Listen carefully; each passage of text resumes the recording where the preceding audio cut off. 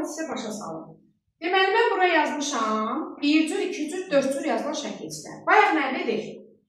Yazılışına görə 1 cür, 2 cür, 4 cür olur. Mənasına görə leksik, qrammatik olur. Qoşulmasına görə ön və son şəkilçilər olur. Mənşəyə görə milli alınma. Bu şəkilçilərin bölgüsü oldu.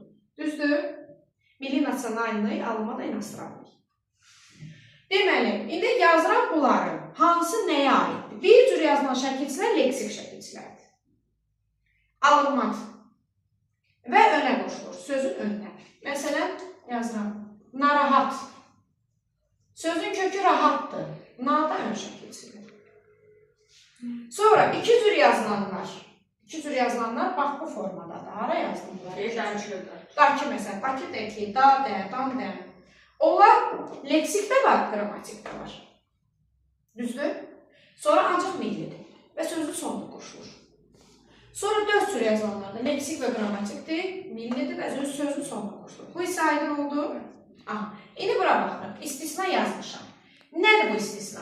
Baxın, bir cür yazılanlar dedi ki, alınmadır. Fikir ver. Amma gil, şın, sov, laq bir cür yazılan milli şəkilçilərdir. Məsələn, atamgil, sarışın, uzun sov, buzlaq, otlaq və s. Sonra, burada nə yazmışam? Ardıcıllıq nədir? Birinci kök gəlir. Kök bu şəkildə göstərilir. Sonra leksik şəkilçi, sonra qrammatik şəkilli. Azərbaycan dilində ardıcıllıq budur. Amma istisna var. Gil, dakı, ki üstüdür şəkilçiləri. Bu qaydanı pozur. Bunlar leksikdir. Amma qrammatikdən sonra sözü qoşulur. İndi bax yazıram məsələn. Atam gil. Sözün kökü atadır. M qrammatikdir. Mənim atam, mənsubiyyət. Gil leksik. Gördünüz pozdu. Leksik qrammatikdən sonra gəldi. Sonra evimdəki. Baxın. Ev kök, ev mənsubiyyət. Mənim evim qrammatikdir. Dəki leksik. Pozdu. Sonra mənimki.